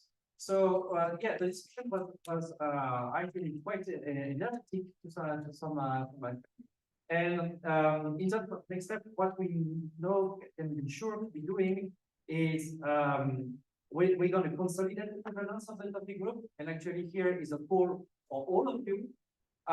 If you are interested to participate in the ecosystem mapping, please mention it to join us to the topic group. And if you see any mapping initiatives coming from any being a project, being a company, please refer it to us because it's together that we can have actually a more impactful for Adra in the ecosystem. Of course, now we need to also populate it, and we have laid down the foundations for having sustainable and continuous work on the mapping of the ecosystem for the next 18 months. With that, I stop here. There are plenty of things. Well, if I can add briefly, what I liked of this discussion is that they identify 4 personas, so the people who really use the mapping, and according to the different needs of each target user, then they started developing it in a strategic way. I mean, which kind of information could have been needed, and then how to collect this information and how to structure them. So I think that really starting from the user point of view was a very, very good approach, I would say very smart approach, and I really liked it. And also to understand who is using, so really thinking about the end user, which is also what we should deliver, something useful at the end and impactful. So thank you very much for your support. Okay, the next one is digital twin and generative AI manufacturing. So we have Gema. Hi, Gema and Iria. I'm sorry, we have been working together. So I think that digital twin is a strategic pillar for the European competitiveness, but it's a technology that has to work together with other topic groups and technologies like GenAI or cybersecurity or the digital passport. So also something super important. But we also have to find the sectors, transversal sectors like health or agri-food or automotive mobility, for example, smart cities. We can also work together. So we have to join forces to work in the same roadmap. From digital twin, we have been discussing in our session the needs, the challenges for the industry mainly, because we are working also to improve the competitiveness of Europe. This is very important. The future is now, so we have to work together. And we are working already in a current roadmap from the digital twin topic group. So everybody is invited to contribute. This is for all stakeholders. So we are mainly universities, research center, but also industry has to be involved. So please, if you are coming from the industry, you are more than welcome to contribute. And we have to share, or we have shared before a QR. So everybody you are not in our topic group also, you are welcome to contribute and to put some inputs from your side. So thank you very much. Thank you very much. So it looks like it was very interesting discussion as well. So the next one is healthcare, Françoise. It's also for generative AI manufacturing. So we get two technical groups in parallel, and manufacturing, as we all know, is one of the most important areas of our economy because of the prosperity it brings to our society. So it's very important to see and discuss how this technology like generative AI will be introduced into this vertical, the manufacturing vertical I'm referring to. So during the workshop, we try to see some aspects, how to approach that topic.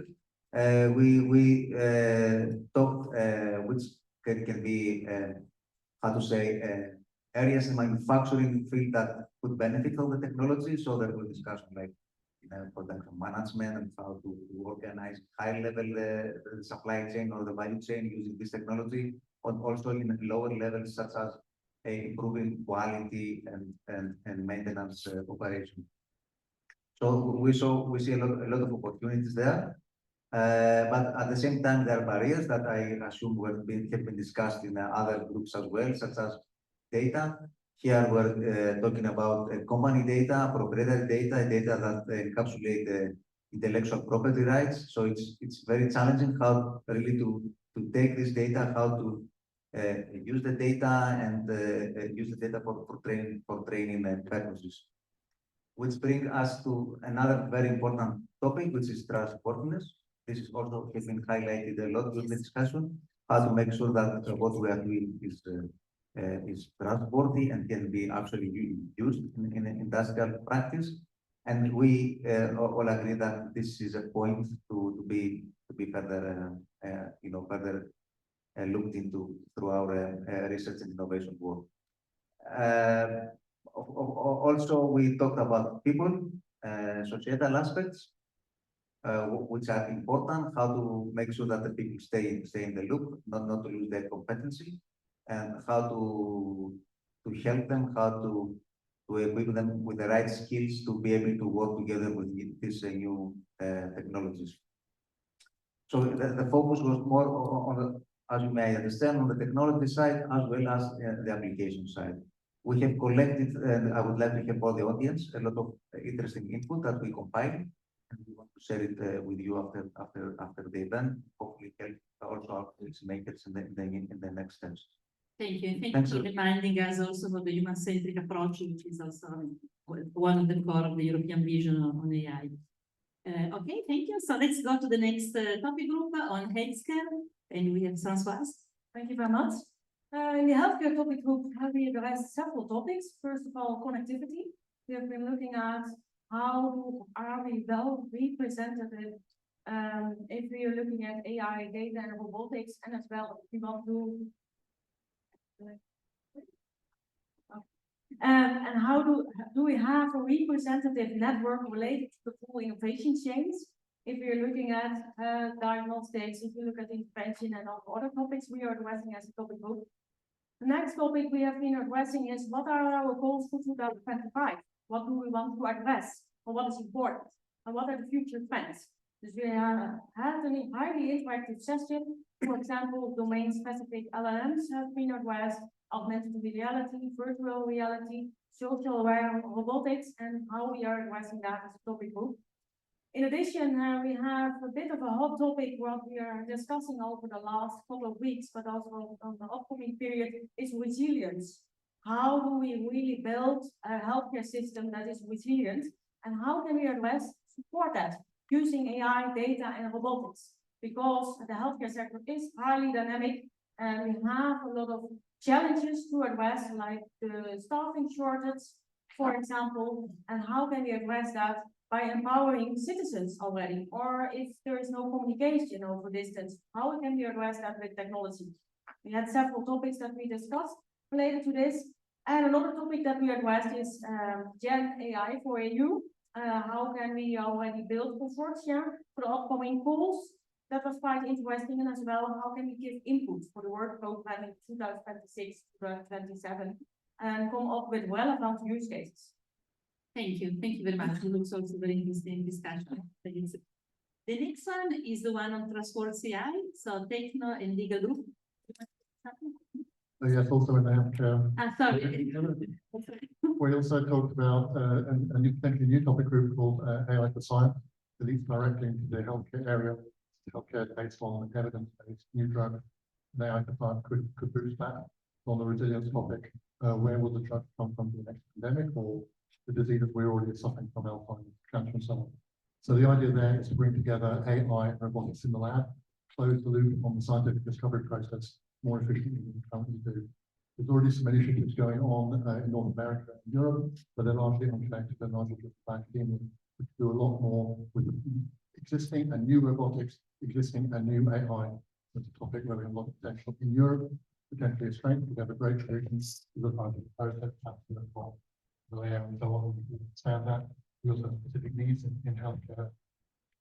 We also have a very good laboratory instrument business, in terms of export of jobs, it's also a good play. So we discussed what might do next. We want to build a community, link together those different participants.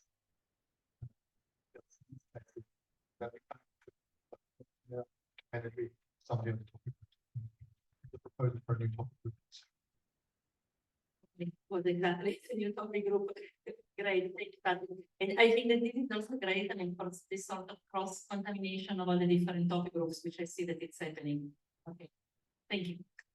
The next group is the techno-legal one on Trustworthy AI. Yes. Yeah. Yeah, I think today we have a very interesting session. Starting with, we have three experts from different domains, a lawyer from a firm in Greece, we have the manufacturing experts in the UK, and then myself in the inside perspective of research. So we were first kind of understanding the AI Act. So we have a very good summary from Argiro explaining what is exactly the meaning and what are the implications, legal and consequences of using the AI Act. We also see that there is a withdrawal on the Liability Act and the pact that has been released by the Commission. So that gives us an alert that there's some legal implications that we should consider as a beginning, the beginning of the design architectures. So we were in a session discussing trustworthy AI. So what enables, what activates trustworthy into a system of AI. And then we went to the elements that might be relevant for this community to understand, which is basically safety, privacy, protection, security, resilience, and reliability. So it's quite similar to what the others have discussed, but they are very focused on the domain areas or specific scenarios. But in our case, it was very holistic. So we said, if someone wants to design or start to design a trustworthy AI system or component, what they should be starting from. And in the other case scenario was, if there's already a component for a solution that is already developed without considering this act, the AI act, what they can do to reverse engineer and implement this trustworthy AI. So we came with some sort of a discussion in terms of examples that can be reference for that, and then we drive the discussion to standards. So are the standards the solution for trustworthy AI? So we didn't agree, we didn't come to the conclusion, but we discussed that will be one of the enablers to have best practices or to follow standards that can activate them. If they don't exist, maybe the Adra recommendation of this group can be the starting point for generating that. And then we also went to the discussion that industries, they are not really buying the AI as a solution, right? So we can see many companies, many industrial manufacturing plants rejecting the AI to be introduced in their own processes. And this is basically because there is uncertainty in terms of legal implications. This is the main driver. And second one, the efficiency of the AI system and process. And then here we come with a discussion like, is there any validation or is there any technology methodology that can be used to validate that AI implementation system? And there were some propositions, some discussions on the fly that maybe it could be a self-assessment exercise from the indigenous companies, SMEs, or even developers. And the other side was to have no kind of a certification entities that can be maybe even driven by the commission, top-bottom approach. But this was just a discussion, what are the possibilities, what are the implications of that? So there is some initiatives in the UK and in Europe that can be driving that. Then we can just to conclude to say, okay, so there is a starting point, there's a momentum to start to define this trustworthy AI from the policy interactions with the technology and disseminate this one in the group and in the communities to somehow create consciousness that there is not something that will solve the problem for everybody, and there is no one technology that will come over the AI. So AI is so complex that should be considered trustworthy from the beginning, and this kind of a community is what we can generate maybe. And this is also an invitation for you to join us in this cluster to contribute if you consider some elements that should be considered in this starting point for AI. Thank you very much. And also, I mean, one of the conclusions was that, I mean, this group will also provide input to the standard group. So you see that there is a sort of cross-fertilization as well, which is very important. So the next, there is another one? No. The next group is human technology interaction and collaboration. So it was done together, yeah, but and myself. And the group is special because it's the one that's now in the process of being established. And that group emerged as a follow-up to the network of excellence that were terminated. Pretty too many INET, but not only. There was some input we are interesting for the running one, like Girardi and with a presentation actually in the summer event in Nijmegen, very large event. So this session was really to bring that development forward. And there were a few things with it. So first was a general discussion with, I think, two big insights on which this group is funded. First one is the notion that, especially about AI as opposed to many other computing technologies, is really this notion of collaboration.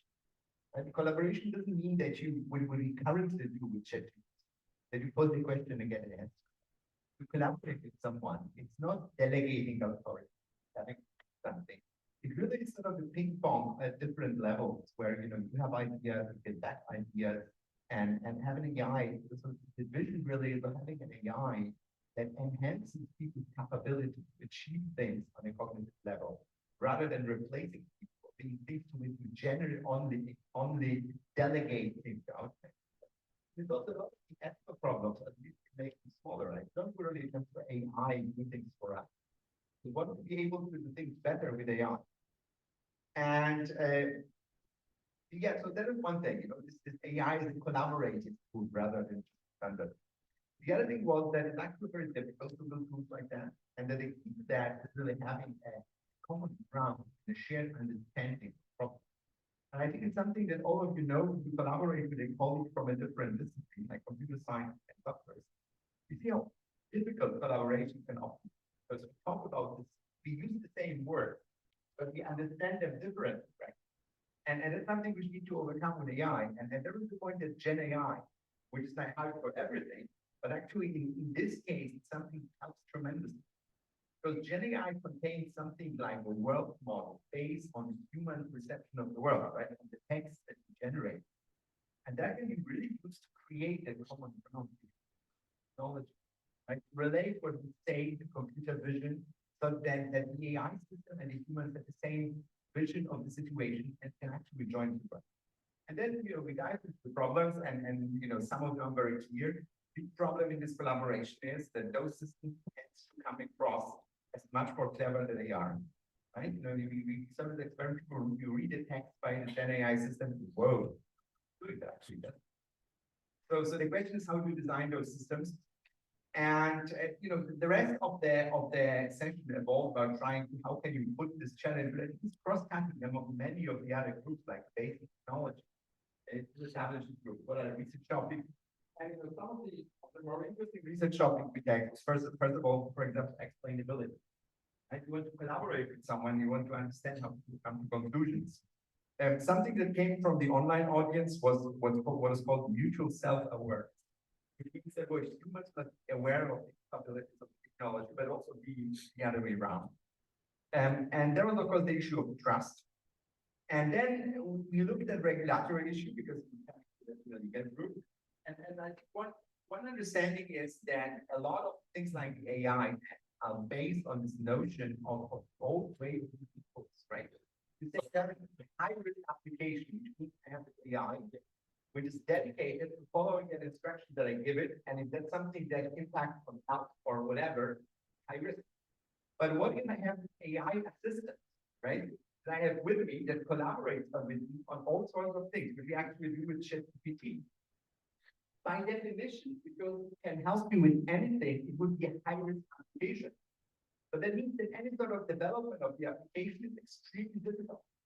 So there was the notion of a more context-aware assessment of applications. And somebody raised this question that, for example, today many companies, many startups are just waiting to do anything because they want somebody else to go with whatever will emerge from an AI, see how they fare, and then follow them. Right? So the issue of regulation, which obviously is which defines us as European, going after AI, be careful. But it's something that we have to be very careful on sitting. And of course, there was the question of data. And then there was a question that the next step is further reaching out to the community and trying to get people to join the group you want to start the community. And the plan was not say where the You can just be brief, thank you. Yeah. So basically, we want to focus on three things in terms of outreach because we've already done a lot with many AI the last year. The first thing is actually reaching out to people beyond the scientific community for applications. So for example, we already work with some immigrants and some families who don't even code to create applications for their own kids and understand how can they use AI. And we want to start capitalizing on those smaller events for specific user groups that can benefit from AI. The second thing is we want to increase our international reach. So we already have an event happening in Japan in 2 months. And we want to also increase our communication with Africa and our collaboration with them. And we have an ongoing event that's going to happen in United Arab Emirates as well in the next couple of months. And the last thing is we want to search for those individuals who are working already in organizations doing very, very similar things to us. So for example, I'm already co-chairing in another organization doing also human-centered AI and get them so that we can actually combine the efforts across those organizations and get somewhere in the upcoming year. So next year, it's just about knowing about the user group. Thank you. And this is very useful for all the topic groups actually, for all the activities what you're developing. Thank you very much.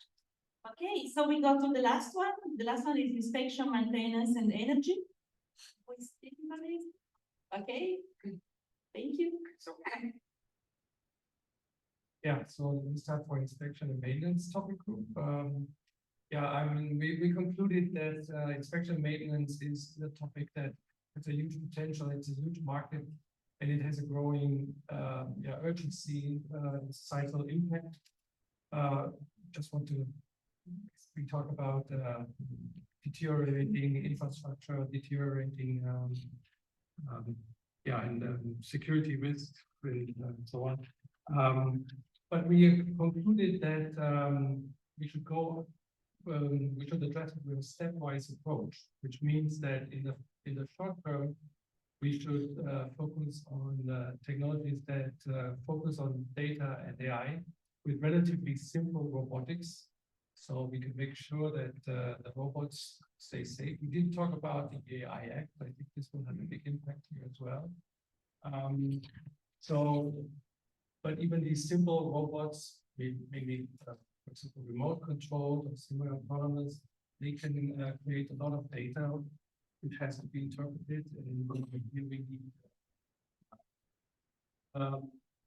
problem here it is, the challenge here is to get labeled data, because the data cannot be found on the internet in text, so it's really data that is connected in the field, and everything is specific, so you need a lot of expert interaction to label these data.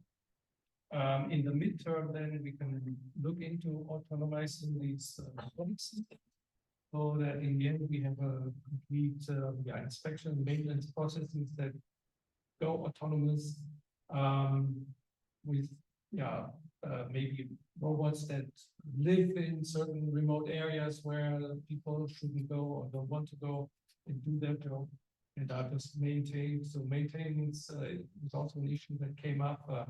How much do these robots need to be taken care of? Here we can even look then into AI for robot control for decision making. One major problem or one major issue with this inspection maintenance ADR is definitely cost, especially when you look at robots. When the robots are supposed to be able to do tasks that are more complex, then they get very expensive. So the thing is, if we say, okay, we want to push this forward, then I think we should go into higher revenue industries like oil and gas, or nuclear decommissioning, energy, also energy power lines, for example. And then industries that don't care if the systems are expensive, although they still care, they still want to save costs, otherwise they don't do it. But once we have a certain market coverage or so, then we can go into more societally meaningful or other societally important issues like offshore infrastructure. And so, that was mainly. Thank you. And for the energy? I will try to be brief. So, we discussed some of the challenges. One is the integration of AI, because we cannot forget that there are legacy systems. So we have to integrate AI with other systems and other components. And in the case of energy domain, is critical. You cannot disconnect the power grid for one day just to connect an AI origin. So we need to make sure that there is interoperability between the models, and particularly the legacy systems that are in operation for many years. One suggestion was to start with local energy communities and then scale up. And this idea is basically, if we look at these digital neighborhoods and these communities that are already sharing energy, they can start sharing data, and then on top of the data they share, we can have AI services, and then we scale up to big utilities, because when they start seeing the value on it, on these small communities, it might be easier to have them also sharing their data and doing something similar. So of course, we are probably a little bit optimistic, but it's a starting point. And then there is this complexity between edge and centralized, or decentralized and centralized solutions, and we need to actually maybe to have something in between with an hierarchical architecture, because there is a lot of issues if we go fully into it. And one thing that was raised, and it was also mentioned by urban mobility, is the connection with other sectors. So energy is becoming too central. Some of the sectors are also getting a lot of domain knowledge on energy, because water is decarbonizing, mobility because of electric vehicles. We also have now to think where is electrical grid connected each other.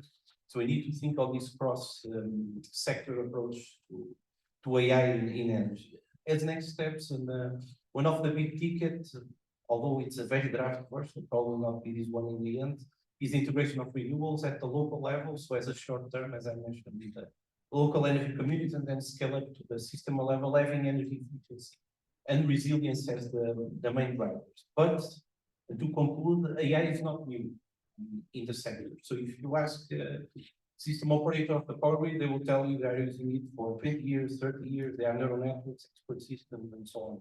So for this modern AI approach, we have to find the unique selling points. There are 5 that we're presenting in the topic group, and I think they are the starting point actually to reach the big deal. So one is real-time control. We leverage the fast difference of AI to accelerate decisions in real time, in particular on critical or emergency situations. The analysis of complex system, that is partial observability. The system is always changing. We have uncertainty, so it's super complex now to operate these energy systems, and that's a big motivation for AI in particular. Partial observability, explainability, but here explainability is more how we explain the model-driven approach. So how we explain all these systems that are in operation for many years, that are giving recommendations to human operators and helping them decide how we can use AI to explain them. So this is a way of coexistence between AI and the legacy decision systems and the expert systems that are quite reliable for many years. Accelerate simulation, that's also an important thing. Simulation in energy systems takes a lot of time and energy consumption in terms of computation resources, and we can accelerate this a lot. We saw this in weather forecasting. The same can happen in energy systems. To conclude, prediction. So this is the easiest use case in the sector, predicting demand, predicting renewables, but then with AI we can use a lot of data to make these predictions, and you can even quantify certain risk, and this is another value. So we should start from these unique selling points, and then from this we'll reach the best use cases in the big ticket that show value in the short term. I think this was very important because it's not only talking about the carbon footprint of AI and the negative side of AI, but really how to use AI to improve the energy production and optimization. Thank you. So I think you all did a fantastic job. So thank you very much for your time. And I will just start now. I will go move to feedback, and I will ask Cecile with this to all the activities that they developed today. And I think that I mean what they have in the pipeline is really lots of very interesting activities and initiatives. So from the strategy that you presented this morning, and now from what you saw today, all the discussions that are happening, how we are creating the community, and we're bringing together the different stakeholders. I mean, which one would be first your comments? I mean, if you have any comments about these different activities in the different topic groups, and then if you have some recommendation or suggestions for next step, how to have a higher impact and how to be really, I mean, to be more effective as well. Please, take the stage. Thank you for that. That's great skill work going on in protection and supporting us in our task and in making sure that or what we put in the work program makes sense. And few take-home message. So I like the sentence, the future is now, act now. And you saw all these announcements, but not captured what we have concretely in real action. So we have the goals. I listed them today.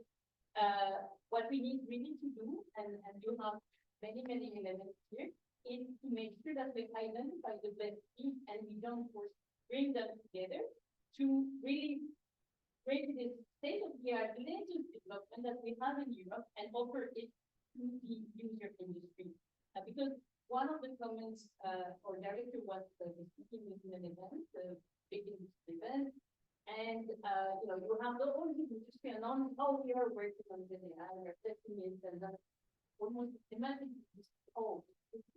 we do it with the one.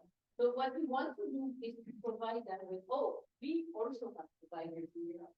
So it is our especially in this to identify our developers in academia, in RTO, and in industry as well, the startup working with design. For that we have the platform going to gather all the ecosystem, but we need to also have a clear message. So we come from the technology development. We have to have the ability to not take away important. How can we make a difference?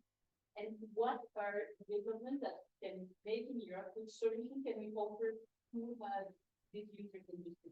And I would say the next step after after the work you've done and brainstorming about use case, we have to go even more towards a large set of industrial players for each of those opportunities and whatever they are, to really present the state of the art, the latest development, and your viewpoint from a technology push point of view. And then it's something then to say, okay, this is really interesting for me, and this is how I pull it from the user industry. And why is it important is because we need them also, but we should not rely only on public funding. It will really be impactful if there is a genuine interest and say from the user industry or the sector into the results of what we're doing. So I think that's really method, and in order to have impact, we need to communicate. We need to communicate well in a simple way to the various stakeholders, what and what is real, maybe then that's completely wrong is in what benefits to the either the student, usually what will that many years, 5, 10, and then listen to what the industry is interested in and converge. Convergence was another topic which I think is very important. Convergence between the technology developers and but also convergence within the community. So what you mentioned, with BDVA, within Europe, and the other communities, they are similar to the. So don't work in silos. Bring all of this together because Adra is not the section, but so we need to be efficient. We don't have so many resources. So let's and thank you so much for your work. We are there to help you, but we need to thank you.